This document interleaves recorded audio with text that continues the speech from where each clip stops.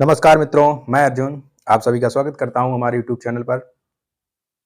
हर रोज की तरह आज का भी एक वीडियो छोटा सा लेकर के आया हूं, बायोलॉजी का छोटा सा टॉपिक। आइए तो उस पर बात करते हैं और थोड़ी सी चर्चा करते हैं। आज का टॉपिक आपका रहने वाला है राष्ट्रीय उद्यान।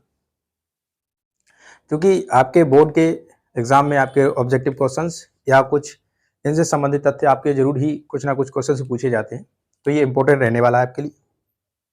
ठीक है, तो राष्ट्रीय उद्यान क्या होते हैं, सबसे पहले इन पर चर्चा कर लेते हैं। राष्ट्रीय उद्यान क्या होते हैं? राष्ट्रीय उद्यान का मतलब यह है ऐसा क्षेत्र जहां पर वन्य जीवों के संरक्षण के लिए उस क्षेत्र को क्या किया जाता है, संरक्षित कर दिया जाता है। अर्थात वहां पर जो है जिस भी जीव को संरक्षित किया जाता है तो उस जीव के अलावा वहां पर अन्य जो भी आपके मनुष्य के द्वारा किए जाने वाले काम को बंद कर दिया जाता है, प्रतिबंधित कर दिया जाता है। अर्थात कि वहां पर जाकर के कोई भी व्यक्ति उस जीव का शिकार नहीं कर सकता है या उस एरिया में जाकर के जो है अपनी खेती बाड़ी नहीं कर सकता है, ना वहां जाकर के रह सकता है, निवास कर सकता है, ना ही वहां पर जो है कोई भी किसी भी तरीके का जो है बाधा उत्पन्न नहीं कर सकता है पुरुष मानव जो होगा वो। तो ये वन्य आपका जो है वन से संरक्षित है। इसी प्रकार से बहुत सारे जीवों के बारे में संरक्षण ये राष्ट्रीय उद्यान या इनसे संबंधित और भी चीजें जैसे अब वन्य अभयारण्य होता है और कुछ मैंग्रोव क्षेत्र होते हैं, आपके टाइगर रिजर्व होते हैं, वो आपके संरक्षित किए जाते हैं, इसीलिए बनाए जाते हैं ताकि जो जीव जो है लगातार आपके जो है संख्या इनकी कम हो रही है, घटती जा रही है, इनकी संख्या को संरक्षित करना, इनको जो है अस्तित्व को बनाए रखना, यही सारा रीजन है कि बहुत सारे आपके जो है ये अभियान चलाए जाते हैं जीवों को संरक्षण करने के लिए। उन्हीं में से आपका आज का टॉपिक है राष्ट्रीय उद्यान। तो आइए फिलहाल आज इस पे चर्चा करते हैं और कुछ राष्ट्रीय उद्यानों के बारे में पढ़ेंगे जो कुछ जीवों के लिए संरक्षित हैं। ठीक है, आइए। तो वीडियो आज का आपका वही हमने पहले बोला आपका क्या, वह स्थान जो वन्य जीवों के लिए पूर्णतः संरक्षित होता है। अर्थात वन्य जीवों के अलावा कोई और वहां पर जो है मानव जाकर कहा वहां पर कोई हस्तक्षेप नहीं कर सकता, वो आपका क्या कहलाता है, राष्ट्रीय उद्यान कहलाते हैं।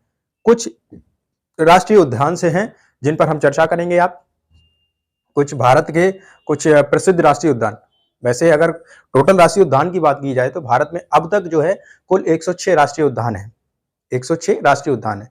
तो आइए इनमें से कुछ तथ्य हैं जो ज्यादा प्रचलित रहते हैं उन पर चर्चा करेंगे और साथ साथ इनमें कुछ मध्य में आने वाली इनकी चर्चा, इन पे जो संबंधित जो आपके उद्यान है उन पर आने वाली चर्चाओं उन पे जो है चर्चा होगी आपकी।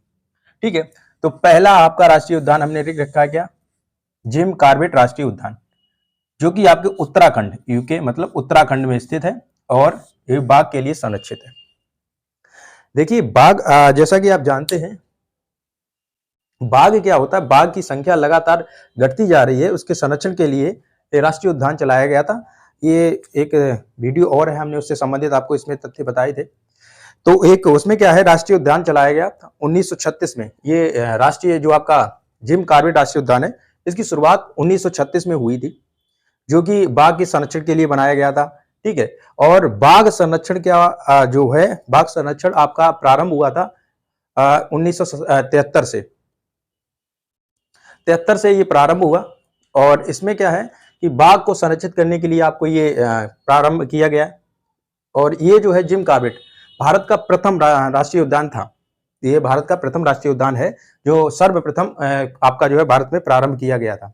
इसी के साथ साथ एक विश्व स्तर पर होता है येलोस्टोन राष्ट्रीय उद्यान, जो पिछले वीडियो में चर्चा हो चुकी है जिसके बारे में, येलोस्टोन राष्ट्रीय उद्यान जो कि आपके विश्व स्तर पर है। येलोस्टोन राष्ट्रीय उद्यान यूएसए के द्वारा वो आपका जो है संरक्षित किया गया था, वो राष्ट्रीय उद्यान। फिलहाल हम चर्चा करने वाले भारत के राष्ट्रीय उद्यानों पर। तो पहला ये हो गया। दूसरा आपका राष्ट्रीय उद्यान काजीरंगा राष्ट्रीय उद्यान। काजीरंगा राष्ट्रीय उद्यान आपका असम में स्थित है, असम राज्य में स्थित है। वो एक सींग वाला जो गेंडा होता है उसके लिए संरक्षित किया गया।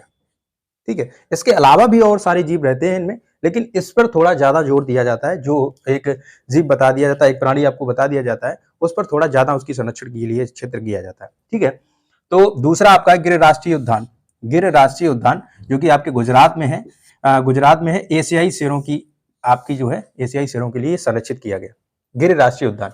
इसी प्रकार से अगला आपका घाना राष्ट्रीय उद्यान। घाना राष्ट्रीय उद्यान आपका जो है राजस्थान में स्थित है, जो कि साइबेरियन सारस, ये एक प्रवासी पक्षी है। साइबेरियन सारस एक प्रवासी पक्षी है जो कि अफ्रीका से प्रवास करके आता है और जो अपना घाना राष्ट्रीय उद्यान है वहां पर आकर के जो है ये कुछ समय के लिए अपना जीवन यापन करता है। उसी के लिए ये क्षेत्र आरक्षित किया गया, क्योंकि साइबेरियन सारस की संख्या धीरे धीरे बहुत कम होती चली जा रही है, तो ये उसके लिए संरक्षित किया गया साइबेरियन सारस के लिए। ठीक है, अगला आपका है कान्हा राष्ट्रीय उद्यान। कान्हा राष्ट्रीय उद्यान आपका एमपी मध्य प्रदेश में उपस्थित है। ये भी बाघ के लिए संरक्षित किया गया।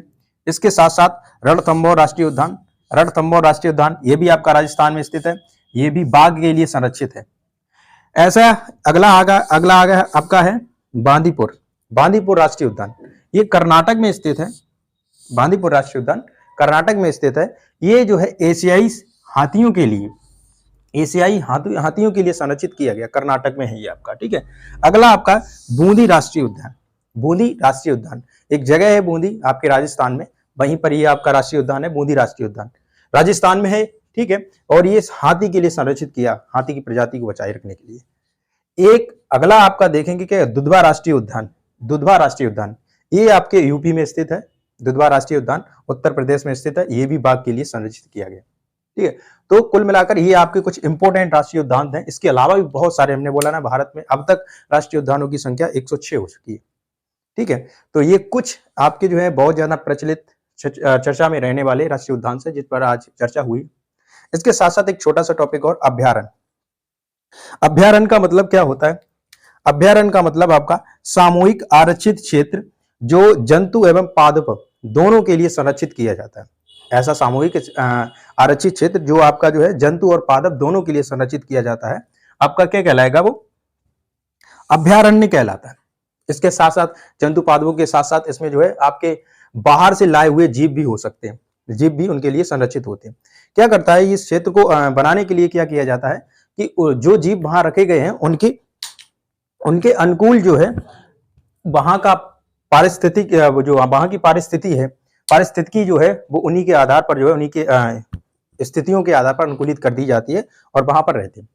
ऐसे अनुकूलित अभ्यारण्य बहुत सारे क्षेत्र ऐसे होते हैं जिनको जो अभ्यारण्य बोलते हैं। जैसे आपके कुछ एग्जाम्पल्स हमने लिख रखे हैं यहाँ पर।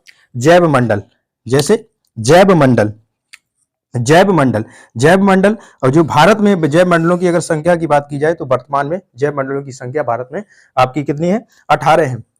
भारत में जैव मंडलों की संख्या 18 है। वन्य जीव अभ्यारण्य, वन्य जीव अभ्यारण्यों की संख्या भारत में अभी तक जो है वर्तमान में 585 है। टाइगर रिजर्व जैसा अभी हमने बताया, जो इनके लिए क्या किया जाता है, वो टाइगर के लिए रिजर्व कर दिए जाते हैं, एक क्षेत्र उनके लिए संरक्षित किया जाता है, वो आपके टाइगर रिजर्व कहलाते हैं। वो अभी तक भारत में जो है वर्तमान में 40 उनकी संख्या है। ठीक है, इसी के साथ साथ और भी क्षेत्र होते हैं, जैसे मैंग्रोव क्षेत्र बताया मैंने। मैंग्रोव क्षेत्र ये भारत में जो है अभी इनकी जो है वर्तमान में 15 संख्या है। मैंग्रोव क्षेत्रों की संख्या 15 है। और इसके साथ साथ और भी आपके जैसे वेटलैंड क्षेत्र जो होते हैं, वेटलैंड क्षेत्र, वेटलैंड क्षेत्र जो है इनकी लैंड क्षेत्र, इनकी संख्या भारत में वर्तमान में अभी 37 है। वर्तमान में अभी 37 है। ठीक है, तो इस प्रकार से ये संरक्षित किए गए क्षेत्र जो होते हैं जीवों के संरक्षण के लिए, प्राणियों के संरक्षण के लिए, जिनकी प्रजाति बराबर कम हो रही है, संख्या खत्म हो रही है, तो ये आपका उससे संबंधित आपके कुछ तथ्य हो गए आज के इस वीडियो में। और इस वीडियो में छोटा सा टॉपिक आपका ये कंप्लीट हुआ आज, और अगले वीडियो में आपको मिलेंगे एक नए टॉपिक के साथ। जो आपका टॉपिक है, एक बुक है, आप जानते हैं रेड डाटा बुक जिसको बोलते हैं। इसमें क्या होता है, जो जीव जो पूर्णतः खत्म हो चुके हैं, विलुप्त हो चुके हैं और विलुप्त होने की कगार पर है, और जिनकी संख्या बराबर घट रही है, ऐसे एक बुक बनाई गई है जिसमें क्या किया गया, उन सभी जीवों के बारे में एक लेख लिखा गया है, जिससे पता चल जाए आपकी पृथ्वी पर, आपके क्षेत्र में कभी ऐसे जीव हुआ करते थे, तो उनके लिए एक डाटा बुक बनाई गई है। और ये एक बनाने का रीजन ये भी है, जिससे पता लगे, ये पता चलता रहता है कि आपके यहाँ के क्षेत्र में इस जीव की, इस प्राणी की संख्या बराबर कम हो रही है, तो इसके संरक्षण के लिए कुछ ना कुछ किया जाना चाहिए। तो वो आपकी रेड डाटा बुक के बारे में कल आपकी जो है अगला वीडियो जो होगा उस पर चर्चा के साथ मिलेंगे, रेड डाटा बुक क्या होती है। ठीक है, तो फिलहाल आज के लिए आपका राष्ट्रीय उद्यान और अभ्यारण्य और कुछ राष्ट्रीय उद्यानों के नाम जो भारत के प्रचलित राष्ट्रीय उद्यान है वो उन पर चर्चा हुई। एक इंपॉर्टेंट रहता है आपका ये दुधवा राष्ट्रीय उद्यान, क्योंकि ये आपके उत्तर प्रदेश में स्थित है। ठीक है, तो उम्मीद करते हैं आज का टॉपिक, आपका ये छोटा सा टॉपिक समझ में आया होगा आपको, और अगर समझ में आया तो अपने इष्ट मित्रों के साथ इसको शेयर करें और चैनल को सब्सक्राइब कर लें और मिलते हैं अगले वीडियो में नए टॉपिक के साथ। तब तक के लिए धन्यवाद।